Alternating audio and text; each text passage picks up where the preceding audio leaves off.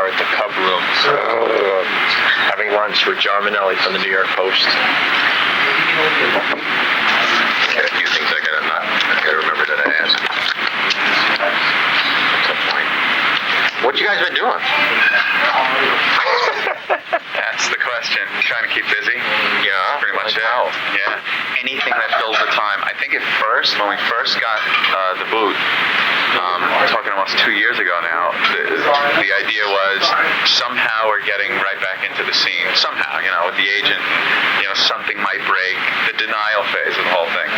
And we assumed we would be going back to work somehow, some way, a little sooner than we did.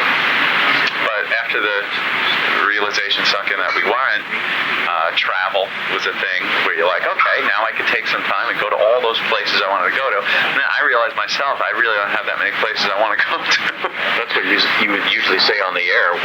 Yeah. Why? Thank you. Yeah. See it on TV or something. You just kind of, when you get to where you're going, I mean, I've had a lot of fun. I went down to Atlantis and the Bahamas.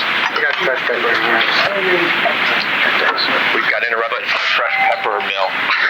Do you need pepper on your salad, Anthony? Thank you. All right. But look at me, I'm the pepper guy. I became the pepper guy. I used to be a very famous radio DJ. Now I'm the pepper guy. When you get to the places, it's still on your mind. You're like, oh, not working. Now I'm just maybe 1,000, 1,500 miles away from home, thinking, oh, this blows. I'm not working. So you find other things as time went on. As ridiculous as it is, you get little hobbies.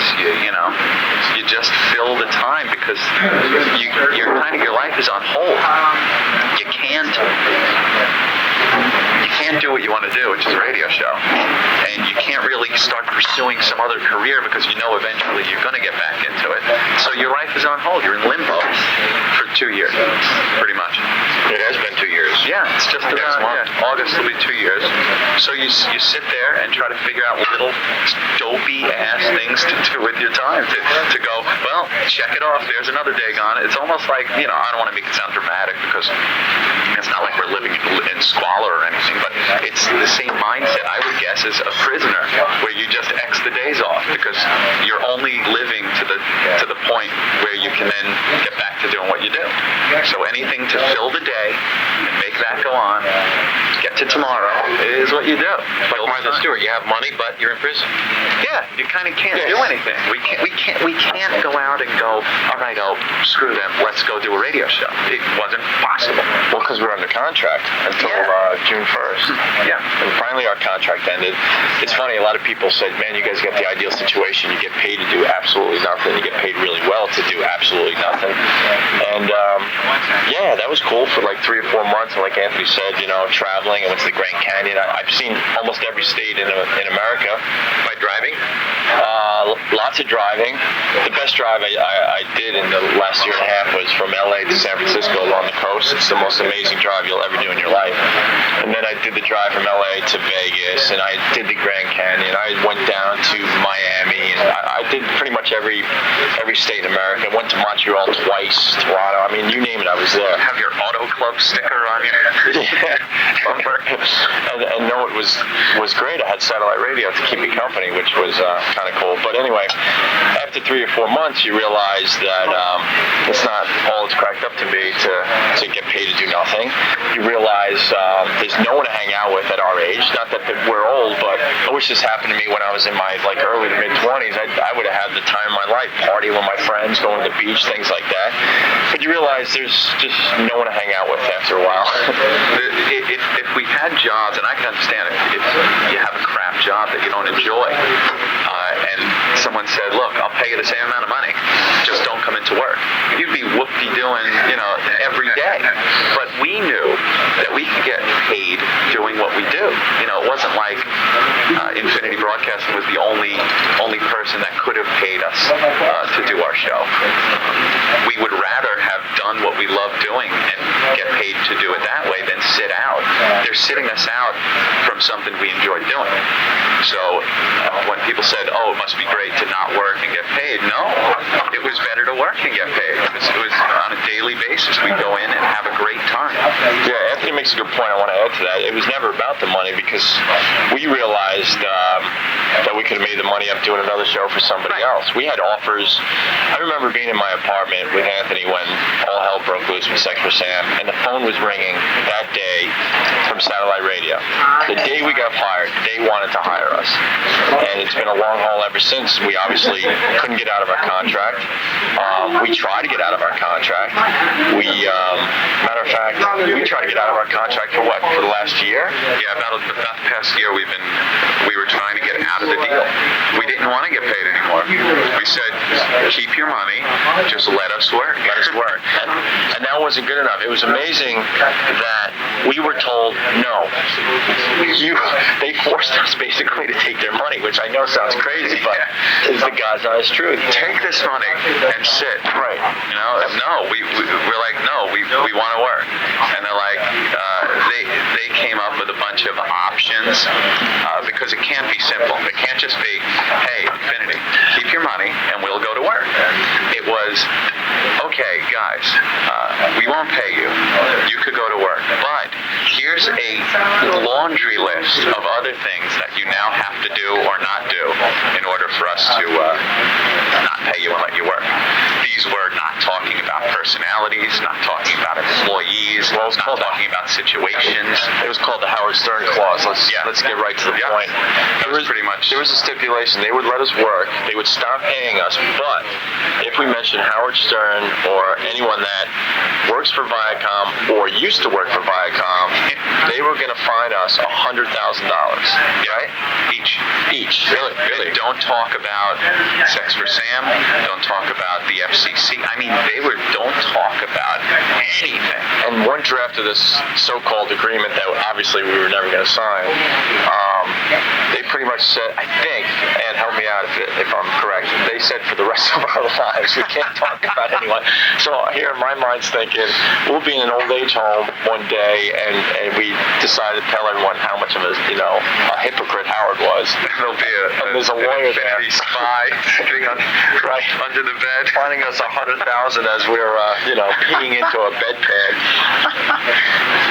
Hope I got distracted when you said that. Who offered you a gig from day one? Well, back then it was Sirius. Sirius Satellite Radio came to the table. That early, 2 years ago? They came to the table the day we got fired. Wow. The phone rang. They were on the phone with our agent Bob Eaton, and they were interested. You know, obviously we were in the news, and they were interested. So that's when we started talking with people. But again, our hands were tied because of the contract we were under with Infinity. We really couldn't pursue anything seriously.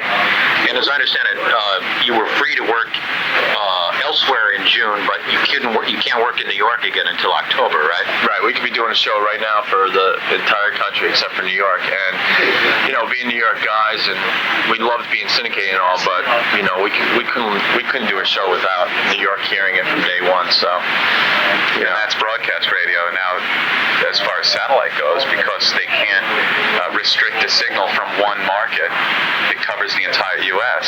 We can't start satellite either until October 1st because it would include New York. So do you have any announcements to make in that regard today? Announcements? No. We can say that we have been seriously talking with people in satellite, broadcast. Both companies, XM and Sirius? Yeah, been talking with both companies. Broadcast radio also, as you know, Fareed, who was over there at Infinity for a while, is now with Citadel Broadcasting, and we've had talks with him. Informal little chats with some people and serious negotiations with others. We've also looked into other mediums. We've talked to do something. Yeah, I've just been testing and stuff. So whenever you want to get out, nice break in the conversation. I'll go where I should go. Yeah, I just need free to leave just because of this. you can restop the tape. Leave it on if you want. Leave it going. Screw it. Tell the people what's happening. All right. Well, we're now doing a photo shoot. And salad. Opie, Anthony, and salad. Yeah, can I move my salad? All right. Shut it off. Jesus. If you want to just put that between you just so it's not on a table. What, the salad? No, just the salad. I don't care about that, but just that. Okay. Let's hold it on. There you go. There you go.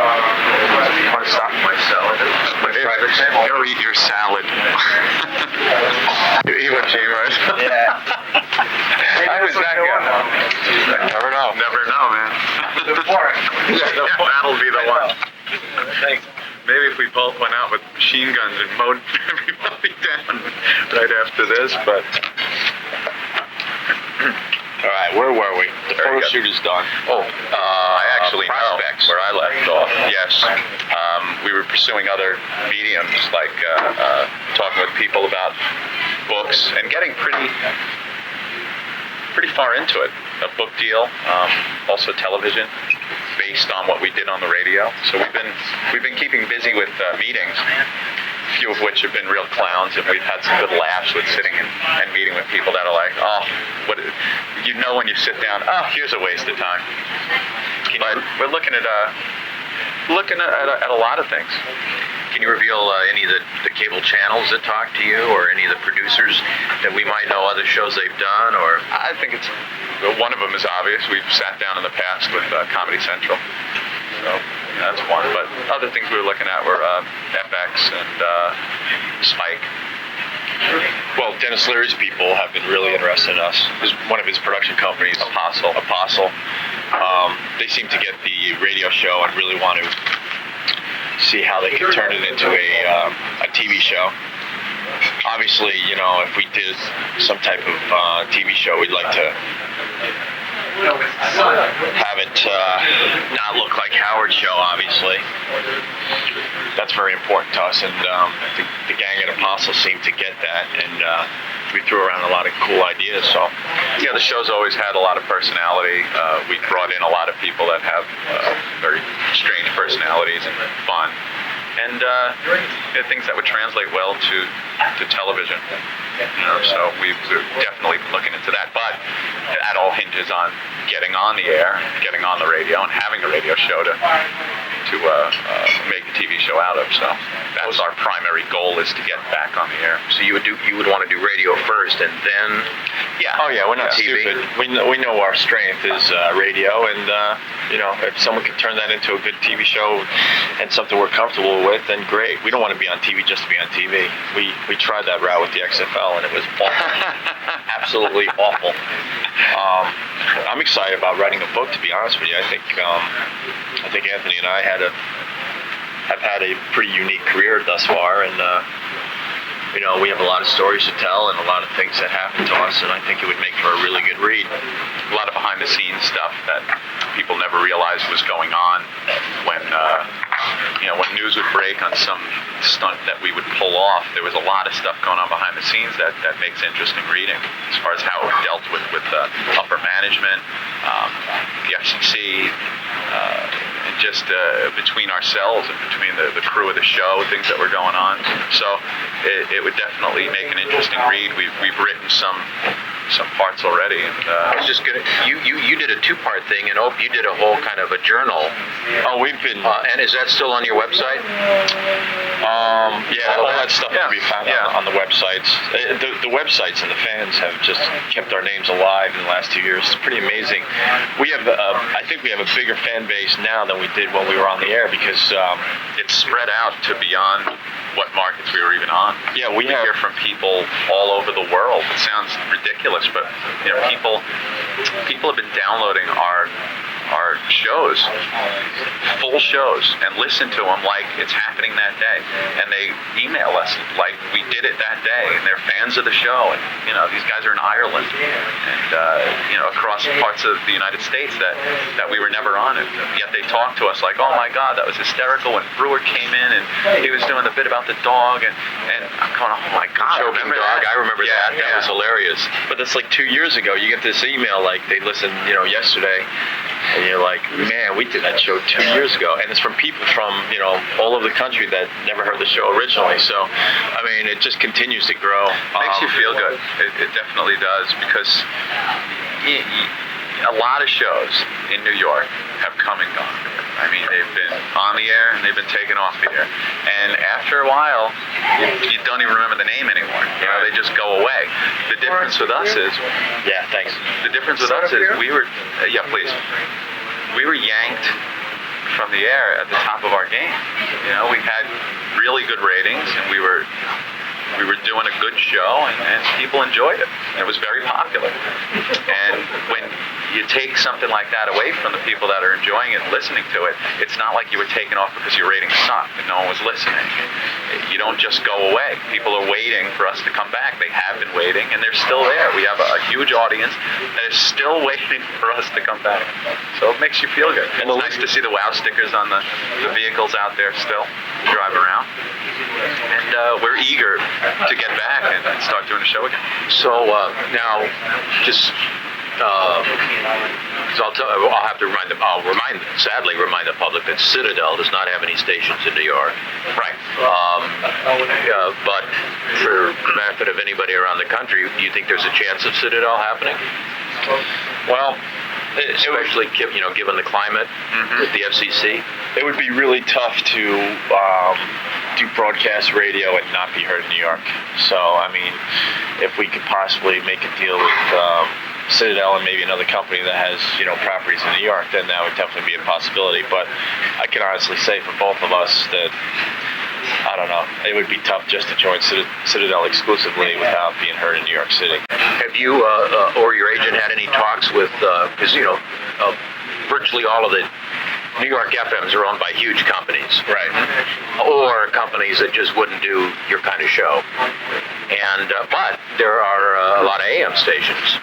And, it's been proven that, obviously people prefer FM, but people will listen to AM if they really want to, right? I.e. news or baseball or what have you. Have you or your agent been in talks with any of the New York AM stations about coming back as a morning show, say, or an afternoon show? But I would think like I've said, we've looked into every option that's out there. We've been talking with a lot of people. And it pretty much covers everything. And if that answers your question. I think Anthony's beating around the bush here. The climate in radio right now is the worst it's ever been. Oh, I know. It would be impossible for us to go exclusively on broadcast radio and do the same show we were doing. Impossible. We couldn't use the code words that we were used to use. The balloon knots and, geez, it's been so long. Some stations don't even allow effing anymore. Forget the real word. They're not even allowing effing. The letters. I think Anthony and I could still do a very creative, funny, entertaining show for broadcast radio. It wouldn't be the same show we were doing. But at what price? We know if we went back on commercial radio. See, I'm going to play my hand a little bit for you, John. Unlike Anthony, who beat around the bush. Yeah. I think there would be such a bullseye on our forehead because of all the indecency crap that's going on. It's no secret we're like the poster kids or guys for indecency, indecent radio, and I just think it would make it really, really tough to get a show done because of the hysteria that has taken over broadcast radio. Yeah, it's bad enough to be a show out there that's trying to do any kind of edgy radio that doesn't have a name because they're under the gun too. But we'd be crucified the second we opened the mics.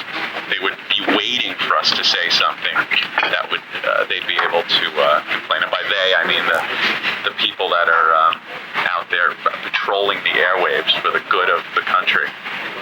Thank God they're out there saving the children from the likes of Opie and Anthony. But in my view, you guys know I'm a fan and was a big listener. A lot of what you did that I thought was the best of what you did was just riffing off the news. News, talking about like growing up, things like that didn't involve any of the shocking content that a lot of people believe was all our show was about. Yeah. I mean, with your families or your lives or what happened on the way to work, what's happened around the station or what's happened in the news. what was on TV. The listeners know that. They're the ones that understand, but that's preaching to the converted. They know that's what the show is about. Other people that never heard the show just read the newspapers accounts and hear the TV news accounts of the huge stunts that got us in trouble, got our names in the news, and that's all they think the show is about, because that's all they know. They don't listen on a daily basis. They don't hear us talking about growing up on Long Island, the family stuff and things that don't involve sex or some kind of shock value. But that's all they know, because that's all they've read. Those are the instances where we get a little pissed that people kind of put us in that category of just shock jock. Right. Was there a shocking element to our show? Sure. It was an attention getter. But it certainly wasn't what the show was all about. Yeah, I mean, our philosophy when we first came to New York was to maybe shock some people to get them to listen to our show, because no one was listening to the station. There's no secret. Nobody was listening to WNEW when Anthony and I came to New York.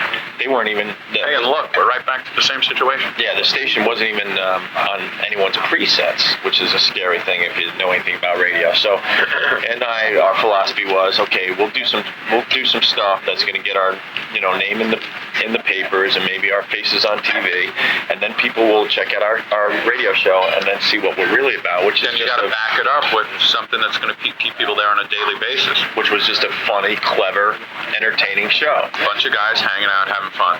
That's it.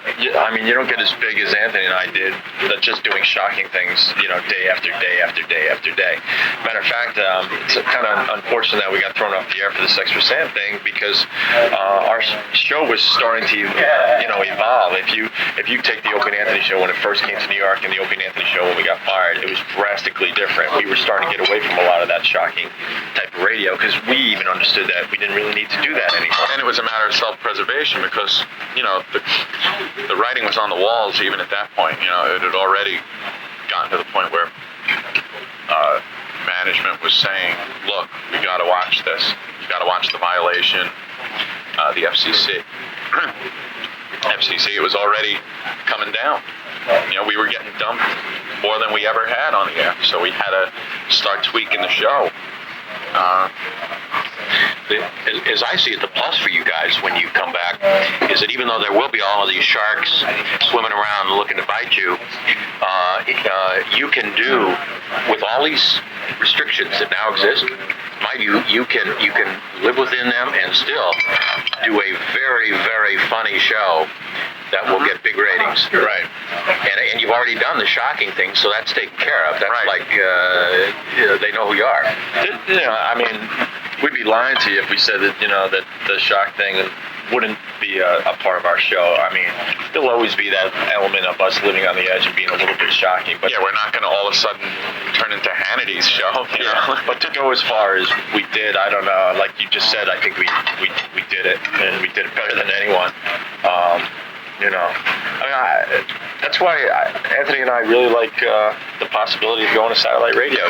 We think our audience will be a lot less than it would be for commercial radio, but I think we'd have a lot more fun doing, our show, and doing the show we pretty much were doing at the end of our run at WNEW, without having to worry about being dragged in the office after the show and saying, "What the hell were you doing?" It's the lack of FCC restrictions on satellite radio doesn't mean we go on and use the F word every day and curse. It's not what the show was about anyway. It's not what made the show popular. But it would be nice to be able to talk about things, certain subjects, and not worry about getting an FCC violation, getting thrown off the air because you said something that offended somebody. Yeah, it's funny because we read message boards and we read what the critics say, and people say, well, if Opie and Anthony go to satellite radio, they're just not going to be as funny because the fun of listening to them was how they skirted the issues and didn't curse and things like that. If they're able to say fuck on the radio, then it's not as fun. But Anthony and I know what got us here. Why would we change our show and just start doing the fuck you show,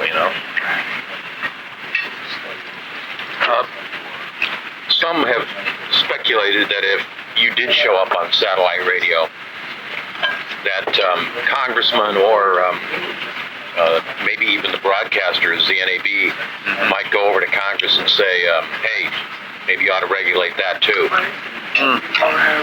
We've heard that one. I think they'd have a really tough time, a lot tougher than getting than ripping apart broadcast radio like they have been. I think the idea that it's subscription based makes it like cable TV.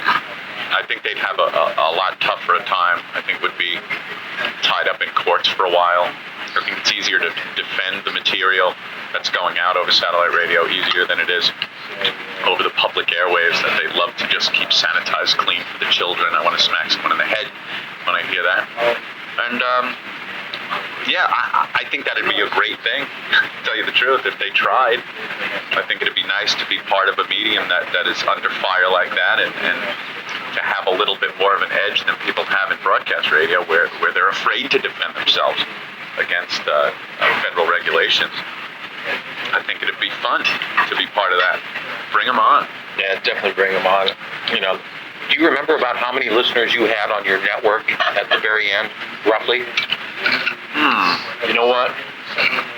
We were number one in a lot of cities, but we never really paid attention to that. It was more about just doing a fun, good show. I honestly couldn't tell you how many listeners we had. I would think, based on, because I know what cities you were in and doing well in, and based on your cum in New York, I would have to think that it was at least 5 million.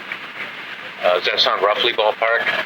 If I had to guess, sure. And my only point of bringing that up is Sirius right now has only 500,000. Right. And XM, the bigger one, only has, what, now 2 million? About 2 million? 2.1. Yeah. And We've done our research. We know the ins and outs of these two companies, I'll tell you right now. so your fans, you know, were double the number that's on both satellite services right now. Right. Well, that's what we were talking about earlier, though. That's something that Anthony and I, have to weigh. It's like, yeah, okay, we go on commercial radio and maybe talk to the same audience we were talking to, but we're not having a good time. We feeling the stress and pressure of management, breathing down our backs, and I personally want the freedom, and we want to have fun. And if that means talking to less listeners, then so be it. Not only that, we're not going to be able to step into broadcast radio in 20 markets and get the amount of listeners that we had anyway. There's no way we could get picked up on enough stations. There's not enough brave people out there that are willing to take some heat when we first sign on, that we would get those that amount of listeners anyway. By the way, my point in comparing the numbers was totally the opposite of how you took it. Oh, okay. My point was to say, with your fan base, you could double the current universe overnight by being on it. Right. It wasn't to say, you shouldn't do it because it's a small. Okay. I'm saying that you could, and your listeners obviously very well. Do you have a rough idea how many of them would pay? Well, the numbers that have been thrown around to us, they think a minimum of 200 to 250,000 people would subscribe to, a satellite service because we're signed right away, right, and then that's very conservative. Yeah, very conservative. And possibly grow from there. But you know what? Either one of these companies gets 200 to 250,000 new subscribers because of us. There's a lot of happy people. So, I think we can make a huge impact on either company. And not only immediately with subscriptions, but with publicity, with getting the word out, not even with just our fans signing on. We know how to generate news.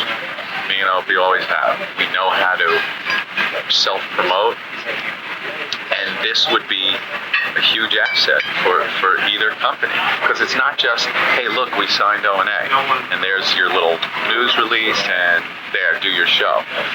Over our time at NEW, we were constantly doing stuff and self-promoting and getting some press, and now that press will say either, XM's Opie and Anthony or Sirius's Opie and Anthony.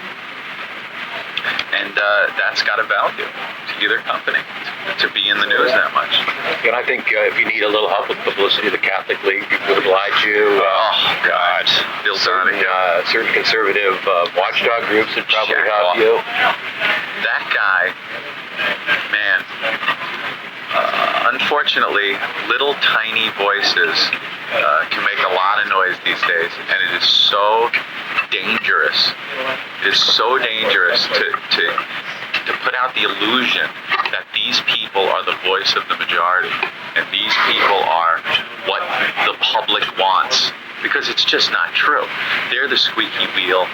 They're the ones that have, for some reason, the time and energy and letterhead and word processors to make a big noise, to make the illusion to people that this is what people want. They're the ones that can intimidate companies with threats of boycotts that would never happen, threats of this public outrage that'll never happen.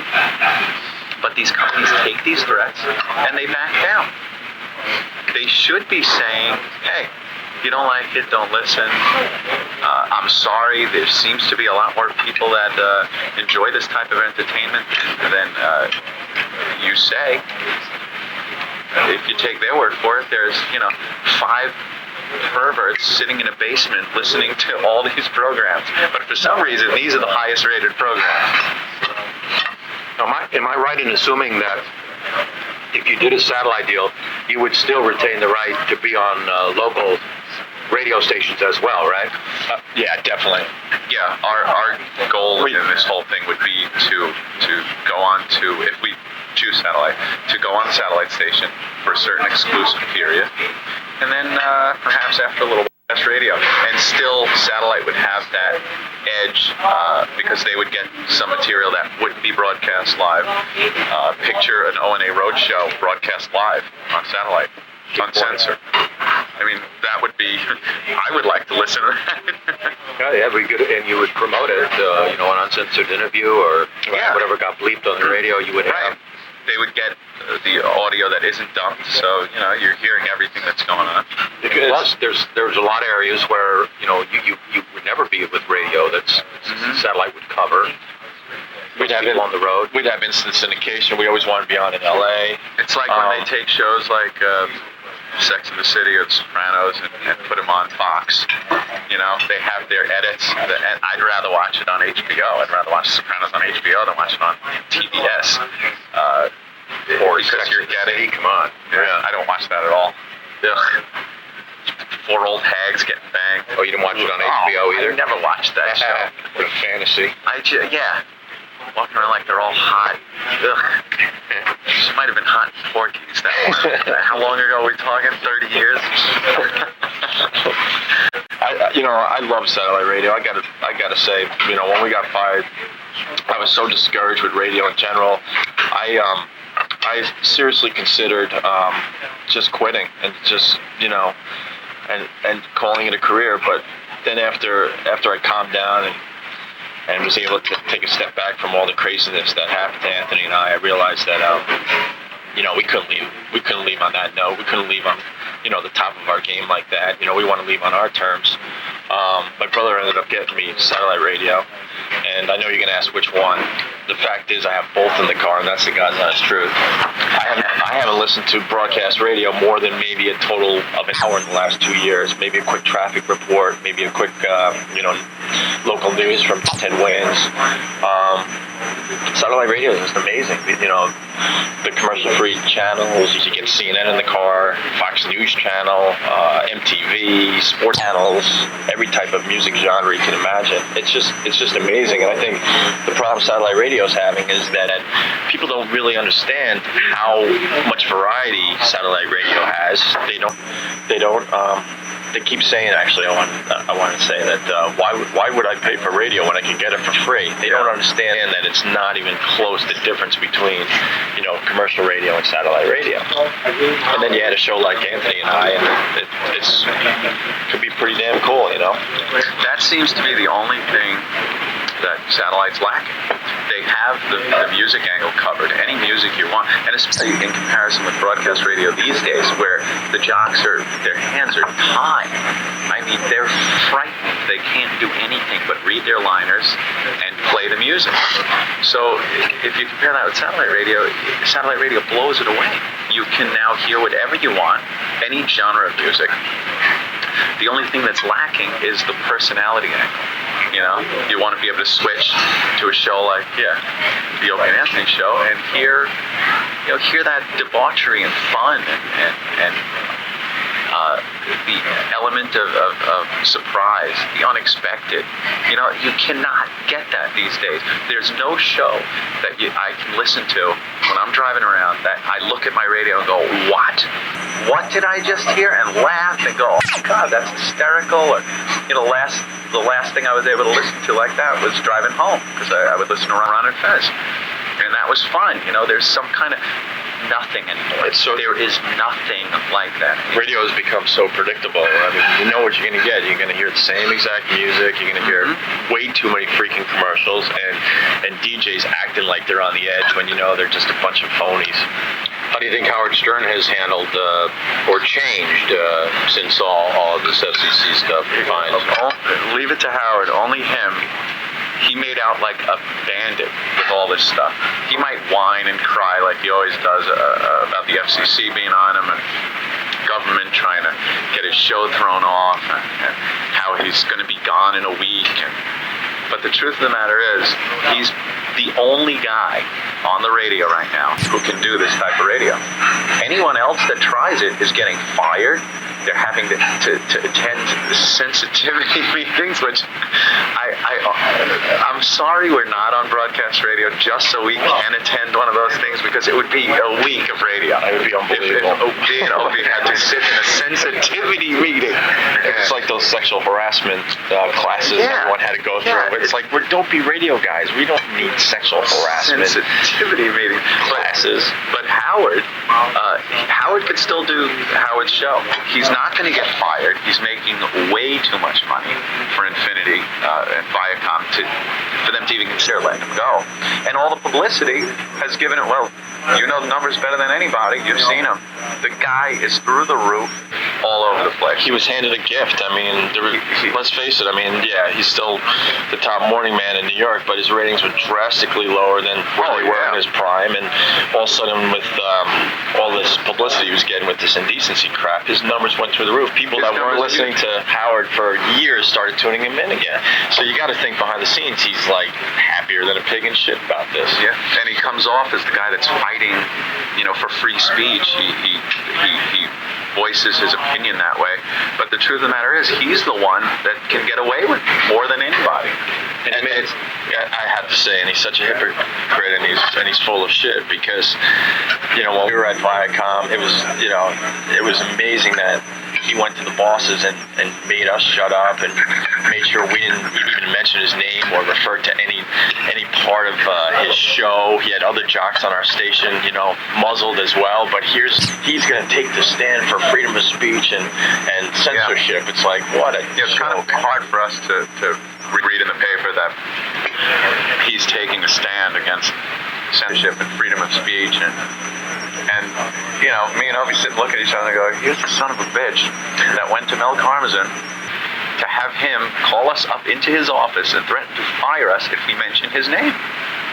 Even mention his name. I mean, and this is the new champion of free speech? Please.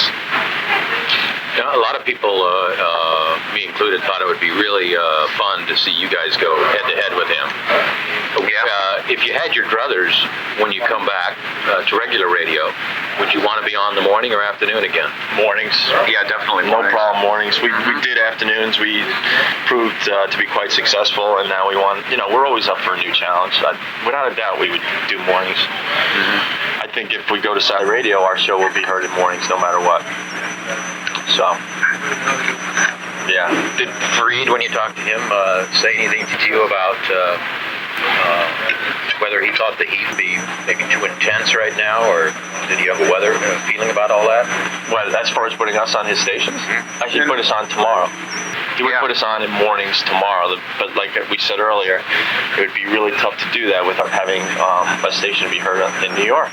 You know, that's the holdup, really. Yeah. I mean, if we wanted to build from there and eventually get on in New York, that's one thing, but we kind of want to be on in New York. Fareed always got us. Yeah, he understands.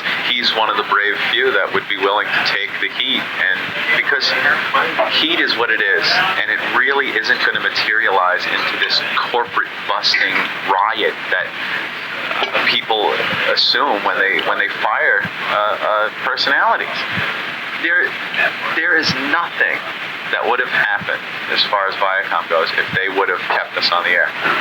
There would have been heat at the beginning. They would have had to deal with people like Bill Donahue and the religious right and people that think that they know what's best for America and Americans to listen to. And then it would have gone away. They wouldn't have boycotted out in front of Blockbuster Video and Paramount Pictures and all the other Viacom properties. It just never materializes. These boycotts never materialize. It's a threat of a boycott that gets people to act and do these knee-jerk things like boot our asses out the door. And even if they do, I can't remember the last boycott that ever even worked. They don't. Or did anything noticeable. I don't even remember ones that materialized. Right. They always threaten, we are going to boycott you. And the companies go, oh my God, this is all we need. But they never materialize. So they knee-jerk, they boot us out, and they're left holding the bag for a lot of cash. I'll say that. Not only did they have to pay our contracts out, but then they had to hire new staff for WNW a few times over, pay off those contracts when it didn't work out after 3 months and fire them. They're not getting any ad revenues they were getting from our show. And a lot of the stations that we're on across the country, their ratings drastically dropped. Same thing, their ratings went down, they weren't able to get the revenue money, they had to hire new staffs. I mean, it put a lot of shit into Viacom. They should have, I mean, it's easy for me to say what they should have done, but the smart move would have been to sit it out, take the heat, and let us continue doing the show we did. Oops. I mean, does it hurt you guys, like, even physically? I mean, you know, you're obviously, we're making the good money, but you told me earlier, you know, that you're pretty much running out of things to do. I mean, does it, like, really, when something happens in the news, or like you said, a sensitivity class, I mean, how do you feel generally about not being able to be on the air? Oh my God, it's unbelievably We painful. call each other up. We do a show for each other. It's kind of weird. It's like Anthony and I need each other. We literally will call every day and, hey, how's it going, Anthony? And then also we start riffing about the news and stuff. Can you believe this? Can you believe that? We're laughing our butts off going, wow, this would have been great for, like you said, if it's 5 million people, but instead we're doing it for 2 people. I'll be on the phone with have my computer's up, and I got maybe Drudge Report or CNN or one of the websites, and I'm just trolling through stories and going, and then I'll read the story, and we'll start going back and forth. It's a 2-person show over the telephone. Yeah, because it's hard to keep it inside. You got funny lines or just comments on a weird situation that's in the news that you gotta let out. You gotta vent it. We never got to talk about Martha Stewart, Kobe Bryant, the DC snipers. Mike Tyson going broke.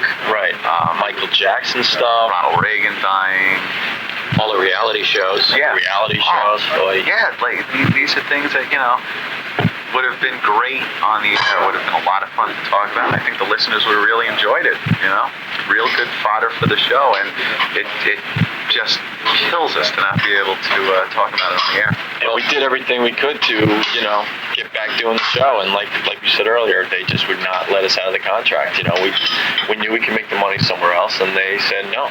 Too many stipulations. You're going to sit there, and we're going to pay you to sit there to do absolutely nothing. Could you imagine us actually going with Infinity's suggestion of going back to work, they wouldn't pay us, and not talking about things like Sex for Sam, not talking about things like the FCC, not talking about things like all the crap we went through with personalities at Infinity and micromanagement, and like all that stuff is what kind of people want to hear when we do finally get back. Okay, for 2 years, what happened? How did, what was it like when you did get fired that day? Who was around? And what, all that stuff would be off limits. It would be impossible to do a show. You talked with people? I talk to people. Has he talked to people? I was just taking a very important phone call in the middle of this interview.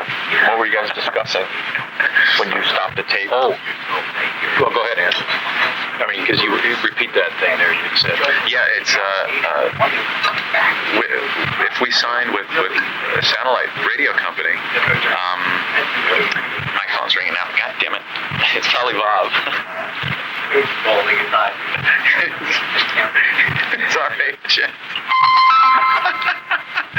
Oh my goodness, that's funny. Does this mean anything, all these calls? This call. Of course they do. I mean, anything really special? Things are moving along. Oh, I hate not picking that up. Look, call missed. Now it says. Now I got to sit here and go, what the hell? If we sign with any satellite company, we will all of a sudden be part of any indecency news story. Because it'll always be tagged with, and Opie and Anthony, St. Pat's debacle, fired from Infinity, went to satellite radio. And here's what they're doing now. Does this open up satellite radio to all the fired jobs? I mean, it's this cycle of news that we are put into. In fact, you may well replace Howard Stern as an obligatory mention. Right, every obligatory mention. Story. Exactly. You always have to have the obligatory mention. We didn't even really discuss our feelings on indecency.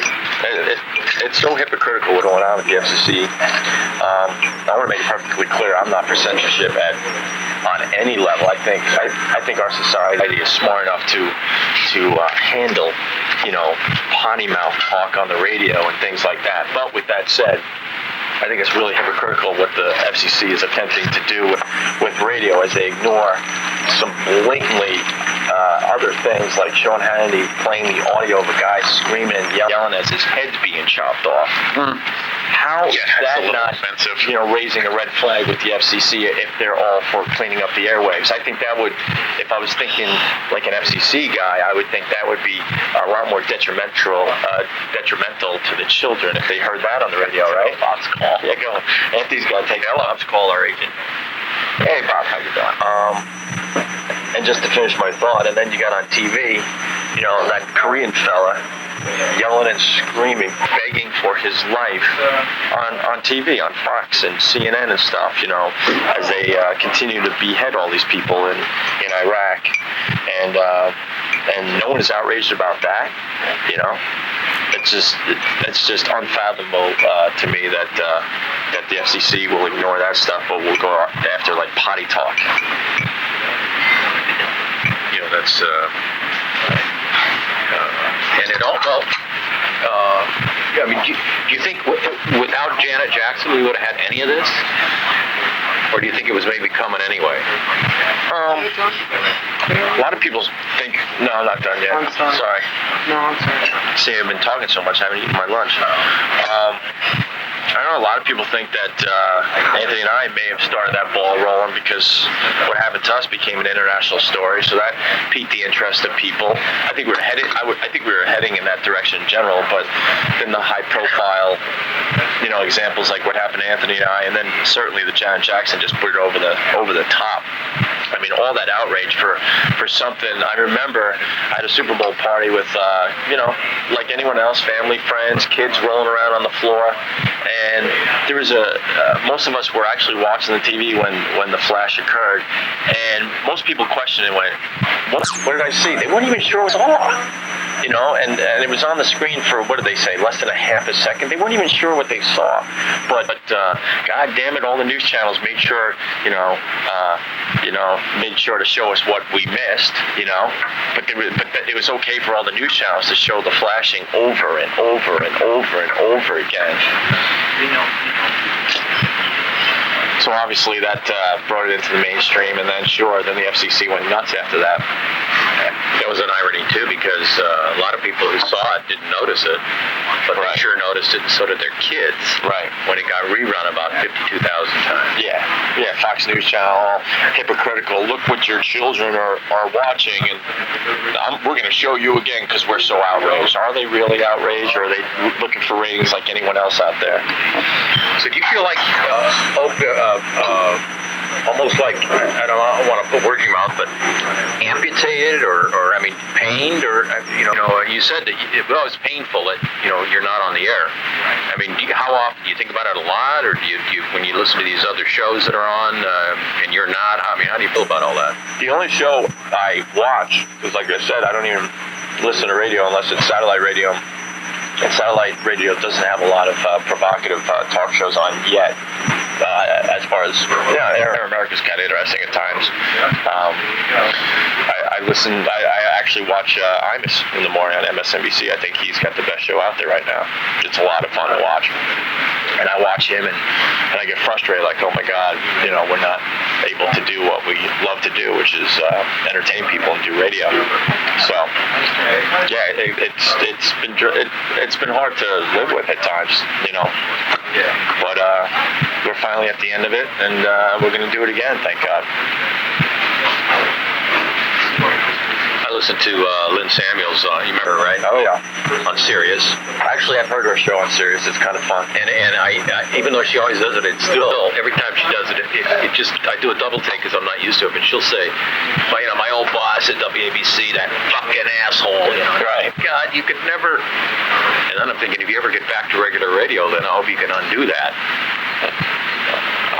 I would love to curse out a few former bosses on satellite radio. That's when we will take advantage of the actual curse words. Yeah, because every so often, fucking asshole says it all. There's no real response to that. Yeah. So. Well, this is good news. I mean, this sounds like Eatman is in hyperdrive here. Yeah, Anthony's taking a call in the corner. It's funny because our agent has to repeat the same thing to both of us. He first calls me, then calls Anthony, and has to tell each of us the same news. And here comes Anthony back to the table. Good news there. You heard the same stuff I heard. Well, yeah, and what would that be? Bob, our agent, is working diligently. Yes, I know. To return us to our glorious post. Thank you on the airwaves. Yeah. Thanks for being so candid, Mr. Carey. Yeah, and for all these dopes that think, getting Bush out of office is going to help this indecency issue. Oh my they God. are so mistaken. It's not even funny. Bob's calling you now. Right. I'm going to vote for Kerry for other reasons, but to think that he's going to solve this indecency thing is Thanks. It's your show. Oh, thanks. Appreciate it. Thanks, man. Take it easy, man. We got fans saying hi, agents calling. Hold on. Warm rhubarb and strawberry tort. Right. I might have to get that. What does rhubarb taste like? I never ate it. I didn't either until maybe a month ago. I had no clue what it was. I still don't even know what it is, but it's almost an apple thing. Almost. Really? Yeah. It's kind of what I got the impression when I ate it last time. What was that? Rhubarb. I don't know what it tastes like. I never ate it. Rhubarb tastes kind of like apple. Hey, there you go. Yeah. Anything different with that call? Why did you call? I have some new info that you don't have yet. So your phone should be ringing. Wait. I hung up. 2 seconds before he called you. And I'm not telling you until after we leave this interview. You suck. So now you'll be wondering. What were you gentlemen discussing during my absence? Yeah, I was asking Hope, Anthony, how do you feel when you listen to these other shows that many you may well consider very lame, and you're not on the air? I mean, how do you feel when that happens? I barely listen, to tell you the truth. I kind of hear what they're doing and what they've done and why they've been fired, some of them. And I don't know, I don't listen to regular radio anymore. Really don't. Not enough to know what anyone's really I've got clips that like Steve C has sent and stuff of some bits that are going on certain morning shows on certain failed radio stations, and they're just horrific. They are so bad. They're such bad, lame attempts at humor. Not even my own personal taste, like, oh, I don't find that funny. This is just bad radio, because everyone's so scared that they're just pulling everything back behind the wire. Don't reach out there. You might get your hand off, you know? No one wants to take even the slightest chance of saying anything, not only sexually offensive that might get an FCC violation, but don't badmouth the country, don't badmouth the president, don't say anything racist, nothing, not even in the context of comedy. You can't even portray a character on the air that is a racist hick character, which is funny to listen to on the air. But he, in order to put that character over the top, has to use offensive words, racially insensitive words. It's part of the character that's being portrayed like it would be on a TV show or a movie. You can't even do that because the news will present it like this show used these words. Like in their regular discussions about things, you're using racist language. And then people that haven't heard the show all of a sudden read it and go, oh, well, they must be taken off the air. Taken completely out of context. I don't understand why radio is the only medium that no matter how you're presenting material, it's you that's doing it. On TV, it could be a character, it could be a character in a sitcom or a movie, but when you're on the radio portraying a character, portraying some funny situation where some southern hick might say this, or a black guy might say this, it's presented as if you were just walking down the street blurting this stuff out as yourself. And people take it that way and want you to pay. 10 minutes. Okay, So if you want to have to serve... Can I get a cappuccino? Cappuccino for you? Yeah, please. I will have the warmed rhubarb and strawberry tart. Okay. I will have the warm chocolate cake. Okay. And I will have nothing. Okay. You have nothing to like it? Or... I'm done finally. Thank you. You're welcome. Well, you guys, I thought were pretty crafty on the air about saying things in such a way that the humor was there, but if it were transcribed and published, right, you would escape. Because there were, it was said in such a way or said in such a context that it was hilarious and bad and naughty, but. It's funny you mention that. If it was written out, it wouldn't have that impact. Over our years at NAW, the lawyers would give us transcripts of our show because they would be fighting the FCC on other issues, and so far we've never lost. By the way, they've never paid a fine from one of our broadcasts. But to read the transcripts, you're like, ooh, ouch, that doesn't sound good. But that was taken in a different context. Right. We said that differently than it's written. That was surreal too, when you had Congress, when they did that whole thing with Mel Karmazin up there in front of Congress. Oh my God, the congressional hearing on indecency. And and listening to these congressmen and women mentioning our names and reading transcripts from our show, I'll tell you. That was quite surreal. Yeah, when Congress is mentioning the Opie and Anthony show, Never be a good thing. It's never good. I always point out on the news when somebody's on the screen, and I say, "Boy, you never want to be this guy."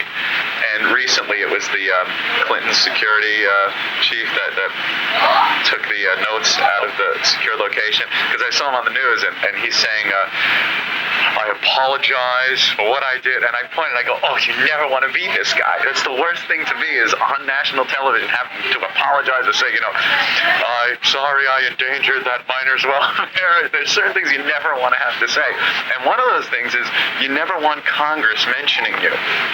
Maybe if accepting the Congressional Medal of Honor, things like that perhaps, but in our situation, it was one of those things where I'm watching on TV just going, oh, this is not good. It's not a good thing. We were cringing all afternoon. Yeah. Let me see if I forgot anything. Oh, sure. Oh, John, go into his notes, Anthony. You're in Brooklyn now, Anthony? Yeah, still in beautiful Bay Ridge. And over your Upper West Side. Upper West Side. You can find me in the park inline skating every morning and afternoon as I bide my time until we go back on radio. I'm looking to Neither of you guys has kids, right? Not that I know of. Oh boy. I kill myself. Just dates. A man can dream. Would you, if somebody made it a condition to come back, however you come back, that you had to apologize, what would you say to that? Apologize? That's an interesting question, John. That's a good one. I know who I would apologize to, and it's the only people I would apologize to is our listeners, because I think we really took away a really good show. And I didn't realize how much we meant to our listeners until I started reading email after we got fired, and I realized, wow. And I don't want this to come across sounding cocky or anything, but people really, really, really appreciated our show and liked it, you know, and it was a part of what got them through the day, and we took that away from them, and that bothers me a lot. I just wouldn't apologize for someone's perception of what we did. The perception of what we did is so far worse than the reality that I'm not going to apologize because someone believes we did this. You know, we did something that was so awful that you need to apologize for it. No, I wouldn't apologize for that. We've, you know, done our apologies in private. I would apologize to Ken Stevens at Infinity. You know, we used to be at Infinity, our old general manager. He was a soldier for 18 years at Viacom, and Great guy. unbelievable guy, and supported us to the end, and was shown the door, and was treated like crap, to be honest with you. After so many years at Infinity, you know, they tossed him out the door. And you can't really blame Ken Stevens for what we did, because because the company was trying to save money. They had Ken running 3 stations. The guy was barely in New York because he had to be in Philly and Washington as well. We were getting paid for exactly what we did. There's no secret there. Infinity enjoyed what we were doing for them. We were doing the type of radio we did, got the numbers that they could sell. That's what we were doing. When the heat got too hot because of the Sex for Sam incident, they kicked us all out the door. It wasn't like a build-up. It wasn't something like, oh, this is the last straw.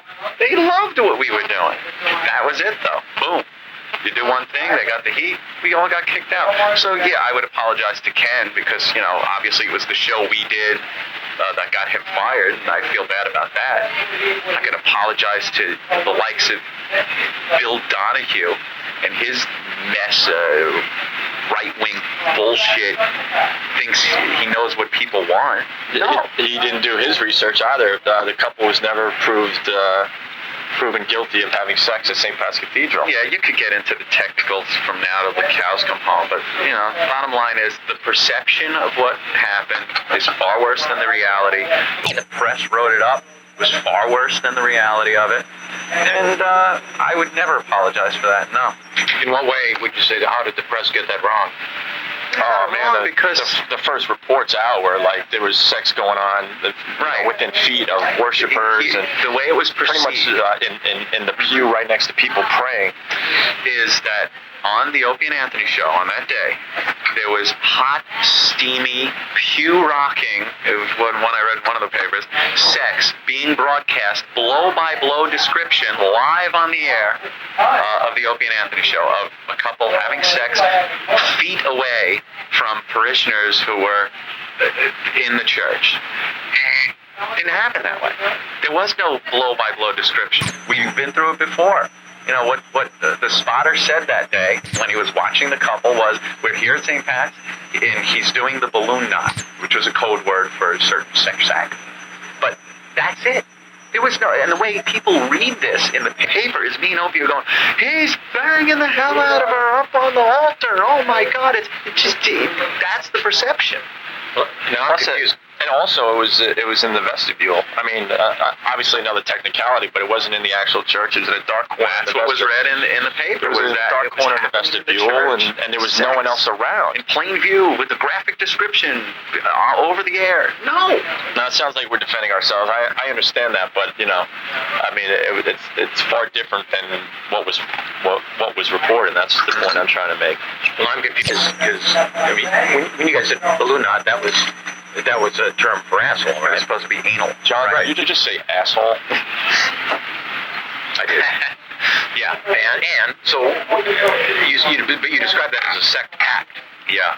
He wasn't in her, was he?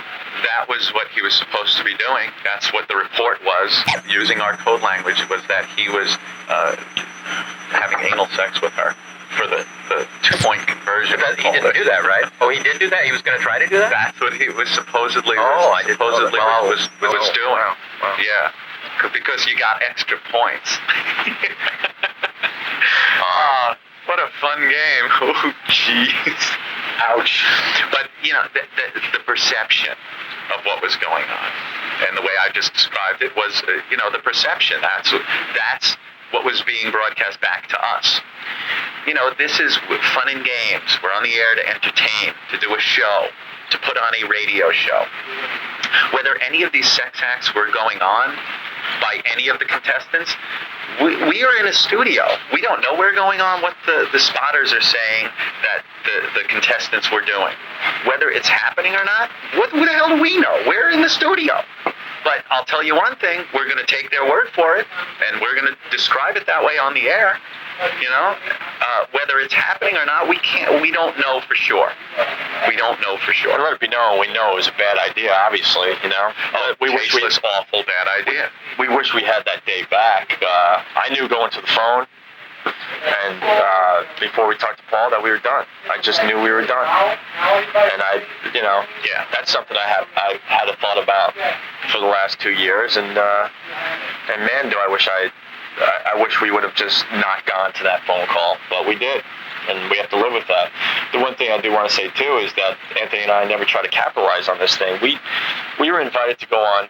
I mean, you name the network, we were invited on. Everything from the Today Show, Good Morning America, CNN, Fox News Channel, MSNBC. It got nuts, and I can't speak for Anthony, but I'm embarrassed by that show, because I just thought there was a lot more to the Opie and Anthony show than the stupid Sex for Sam at St. Pat's Cathedral. So we never really wanted to capitalize on that and go on the air and be like, yeah, we're the dopey shock jocks. Look at us, and I'd say I'm not proud of the show, but I'm not embarrassed by it. It was just another element of our show. And like I said before, it's the perception and the context of that show. We knew how it was presented. Maybe I'm naive in thinking other people could understand what the show is all about and the way it was presented, and thinking that some, middle America person is going to take it the same way I do. But we never meant that as, let's go into church and desecrate it, and this is going to be great. We're like Satan. That's never the way we were doing it. This was a fun, dopey game that was supposed to have a shock element to it. Sure. Look at the location. Oh my God, it's one of those things where you're driving, you look at the radio and go, what? They're doing what? Where? But not like, let's, set the city on fire, and let's, the way our show was over the years that we were at NEW is fun. It's about fun. And that's the same way I would take the Sex for Sam show. Our listeners knew what it was all about. It's a goof. It's a stupid idea, sure, but a lot of things it did were stupid ideas. It's just fun. A lot of things your friends do are stupid ideas. It's part of the fun of the show.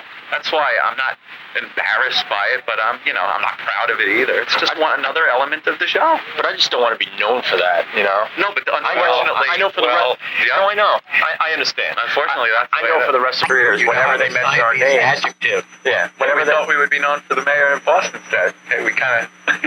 but whenever they got out our names, it'll always be they were the ones that blah, blah, blah, and that kind of bums me out, I'm not going to lie to you, because we're a lot more than that, and our show was a lot more than that. That's all I'm trying to say. That's why I'm working on a cure for AIDS. Yeah. It's someday overshadowed. That was Cure for AIDS by Anthony, who also was a DJ fired from the... I know, they would still have to put that in. Tech. Anthony walks on Mars. Right, No worries, thanks. So, but we never advised on it, and a lot of people didn't understand, why aren't you guys going on CNN and defending yourselves? First of all, we knew we couldn't really defend it. And it's suicide to go on those shows. Right. Suicide. They have their agenda. They have the capability of editing the pre-recorded shows. Well, we learned that the hard way with Bill O'Reilly. We did a sit-down with Bill O'Reilly. He taped us for, over an hour? Yeah. And we said some pretty neato things in that interview, but none of that stuff ever aired on Fox News Channel. They had it all. It was all... some of it did, yeah. But wasn't there some big news event that happened right around that time that they postponed? Yeah, but then it ended up airing, and anytime we mentioned sex, that's all he edited together. And we discussed a ton of things that day. They have the way that all those shows have a way of weaving the content so the outcome is what they want. Yeah, wait till you see what I do. Yeah, right. No. You've been great with us, though, over the years. And then they called themselves the No Spin Zone. That's what cracks me up. No spin. We have no agenda here. We don't spin our facts. We don't edit our interviews to make our point. We're the No Spin Zone. Bunch of crap. Well, the irony is, I was in the room next to you guys when that was happening. Right. But that particular, because sometimes I would listen to you guys, but most of the time I was listening to audition tapes and sometimes recording bits of you from the in-house library. Right. And but I knew something was up when I saw out of my little window Ken Stevens, Jeremy, the beer guy, Ken Stevens, Jeremy, the beer guy. That's when I emerged, and It was over, Johnny. and then it was, you don't know, but I was there in a ghost town after, because Ken was gone, you were gone, Jeremy's gone, and I was, and since the other execs are upstairs, I felt like, even though I was only a consultant, I sort of felt like responsible for everybody on the programming floor who was going around not being told anything. So I just made it, tried to find out as much as I could, tried to tell people. And, Weird time, man. and I did my work without reporting to anyone, because there was no one left. That was a whole, It was... weird time for us, because we almost, at least I did, I was totally in denial and expected somehow, some way that we would be working soon again, because you could not fathom 2 years. You couldn't, if you thought it freaked you out. So you just said, there's no way we're going to be out of work 2 years. I don't think anybody thought that. Infinity did. They sure did. Man. And as time went on, we were counting an open call and go, well, there's 3 months gone. You're like, 3 months. Did you guys 6 months and despair or feel despondent at any point along that road? awful? Yeah. Mm-hmm. John, look at us. We both lost like 30 pounds each. Figure it out. Do the math. It was, I stopped eating, and then Then I stopped feeling sorry for myself and got my act back together and started going to the gym and exercising, and then turned it into a positive. I just started reading a ton of books and going to the gym and traveling, and the theme was really for me to just re-educate myself and be better prepared when we do get back in the air, so we could be a little more diverse with our show as well. Just finding some kind of creative outlet, things to entertain yourself, have some fun. Well, we were prisoners in our own homes for a while. We had the paparazzi. It's so hard to say that word, but they were living outside our abodes, trying to get that exclusive photograph of the scourge of society. They never did they? Because I remember seeing a picture of Anthony in conjunction with the divorce. No, John, like we said about 10 minutes ago, we never wanted to capitalize on this. I was not going to give them a picture of, They had pictures though, of me down and out. Yeah, in file. So the day we got fired was kind of funny because it was another situation of you don't want to be that guy when I came out of my apartment. Well, let them use the file photos. I did not want a picture of me down and out. No way were they going to get it. They camped outside my house for 2 weeks straight. Lawn chairs, big telephoto lenses. I watched them one day. Watch my, the house that I live in Huntington as well, and they never got the picture. And one day I was bored watching them.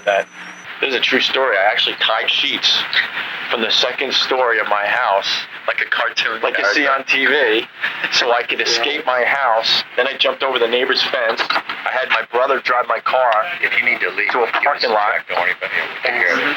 And I jumped in my car and left for the day. And they sat there just still assuming that I was still inside.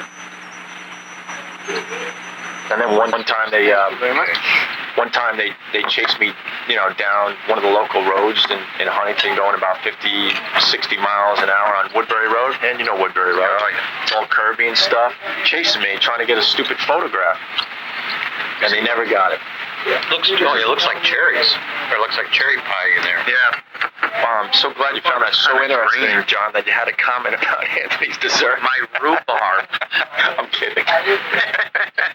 Yeah, that's great. What is that there? Strawberry? I'm sharing my soul, and he's like, oh, look at the rhubarb. It looks just like cherries. And it tastes good, too. Yum.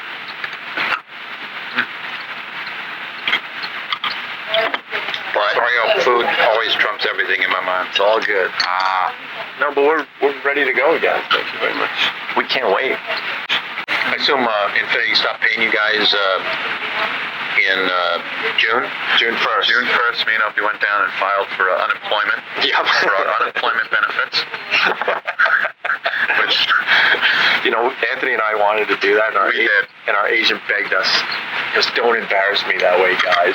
please don't do it. Please don't do it. We mentioned it as a passing joke, and him being involved with us over so many years, and he knew to say, guys, please don't. That would be really funny, though. Yeah, so the contract ended June 1st, and then, negotiations really started to heat up, obviously, and that's where we're at today.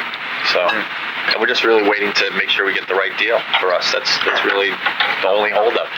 Oh, plus, you know what? We didn't even mention this, but it was taking some time. Oh, we did mention the no compete till October 1st, right? Yeah. Okay. So no one's really in a hurry, knowing that we can't broadcast anyway in New York. The thing is, after we do sign something with somebody, even before October, we could, get the promotion machine rolling and start pumping whoever we're going to be working for, doing interviews, doing some of the interviews that people wanted us to do before, and at least we'll have something to promote, Opie, when the story runs Monday, I'm sure Hannity will call and say, hey, remember what I wanted, I was going to if we I could have him on the show, Oh, Hannity did one on the show. Mm-hmm. We met him 9/11. Yeah, we broadcast from the same studios. Out in Garden City, because we couldn't get in at the time, and Hannity couldn't get in at the time, and you can't knock the guy. He's done amazing over the past few years. Yeah, I don't agree with a lot of his politics, but to John Bell, he's a good radio host, and he's a really, really good guy. He was really, really nice to us. So.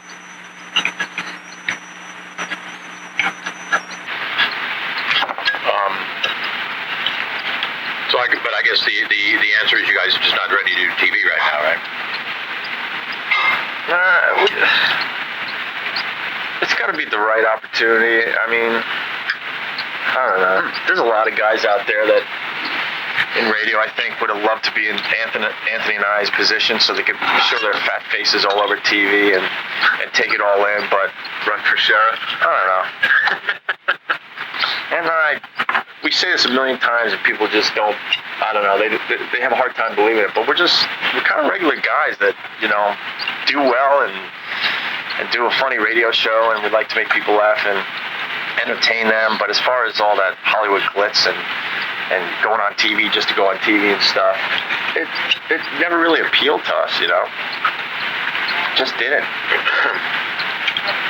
Well, as you said, you probably save the in-depth or the TV stuff for when there's the announcement, right? Well, if we have an announcement and we have something to promote, we're not stupid. That'd be a great opportunity to go on and It's all about the radio in the end. You know? let everyone know what we're doing. Well, I'll tell Sean he'll be among the first. Is that safe to say? Sean, Because he said he's gonna, he likes you guys, and he's gonna be up front with you and let you speak. And I would think he means that. You know who wanted us really bad? And we actually sat in a hotel for 2 hours? Was Bob Costas, HBO. On the record with Bob Costas. Yeah, that would be a smart move for us.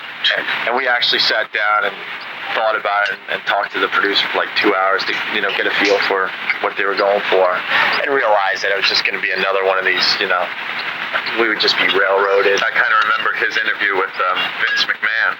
Right. And the way he talked about wrestling and what was going on at the time that's when wrestling was huge.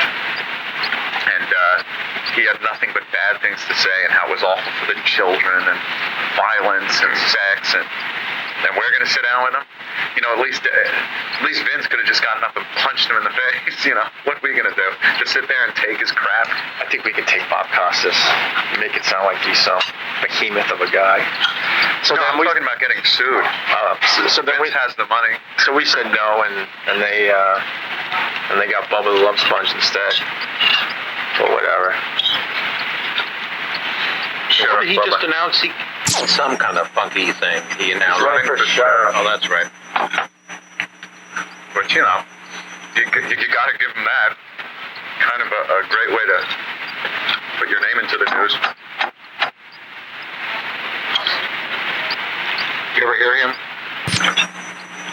No, never actually heard any tapes of him. I'm sorry, I have a little technical. Is Esther here? Give me 2 minutes, okay? The what? I have a problem with the computer, so give me 2 minutes, okay? Are you in a rush to? No.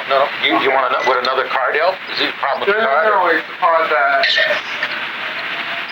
it's because we're old-fashioned and we're too cheap to upgrade our computer system. That's why. Whatever. No, we're not in a hurry. Okay.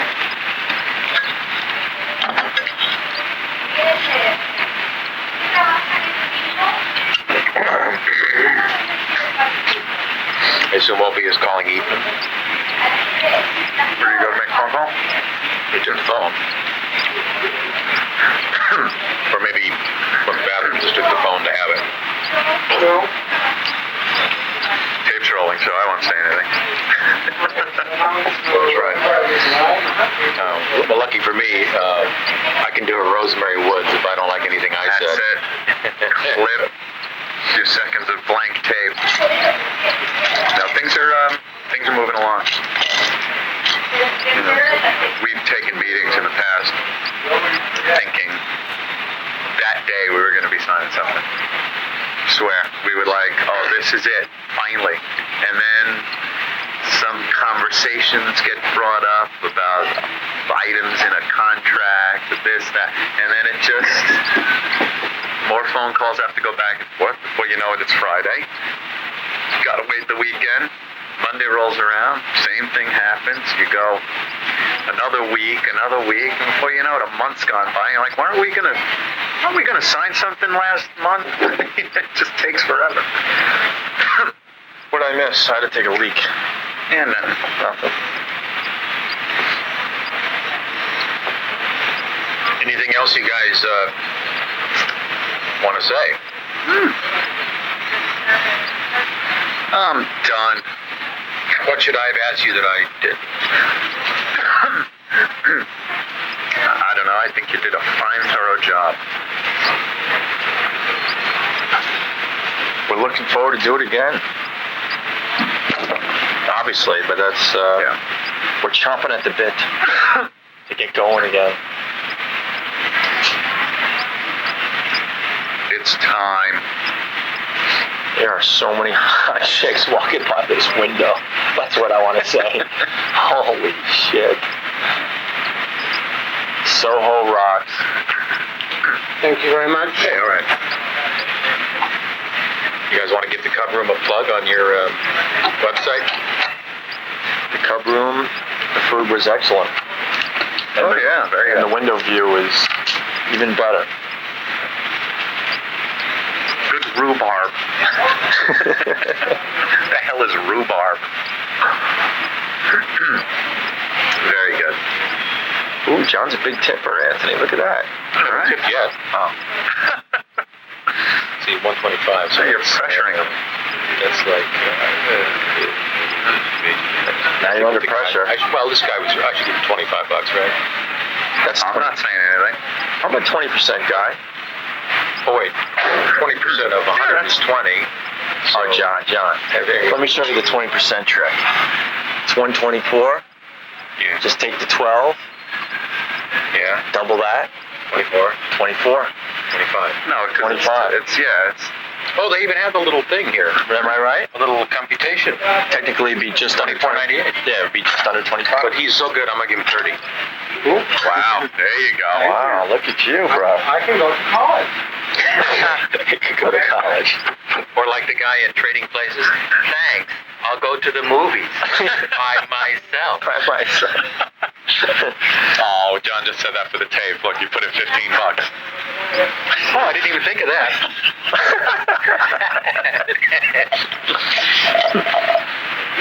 Okay. Wunderbar. Time to go skating. You're going skating? Mm-hmm. Ice or roller? Inline skating. Oh, with the little wheels? Little wheels. I mean, the little wheels in the skates thing? The little wheels in a row? That deal? Yeah. Did you just wake up from a deep freeze or something? Yeah. Rollerblading. Right? Thank you very much. Right? Yeah. Thank you. No, Opie's gonna get the skate key with the 4 metal wheels Right. on each foot. Why not? Put him over his sneakers. I can show you my swollen, bruised hand because Rich Voss hit me with a golf ball 2 days ago. Actually, the swelling went down. Nice, huh? Ow. Right here. Boink. That'll hurt. How did that happen? I was on the green and stupid Voss was about 100 yards out, obsessing about finding his golf ball. So I was playing the hole out, and now I'm standing on the green waiting for him, and he hits a pitching wedge. He just skies it. I lose it. So I'm looking at him, seeing if he's going to yell 4. I'm looking at him, and he has this retarded look on his face, like, he doesn't know where the ball is. I'm like, oh, great. Always got that look. All of a sudden, I'm like, oh, great. He has no idea either. So I cover my head like this, put my hands out like this. Ball comes straight down on my wrist, or just above the wrist. Did it screw up his shot? Well, Would it have been a better shot if... well, I fell like I got shot. It's the worst feeling ever. And then he's walking up to the green, and he's like, he goes, I know what kind of temper you have, so I kept saying to myself, don't laugh. That's all he cared about.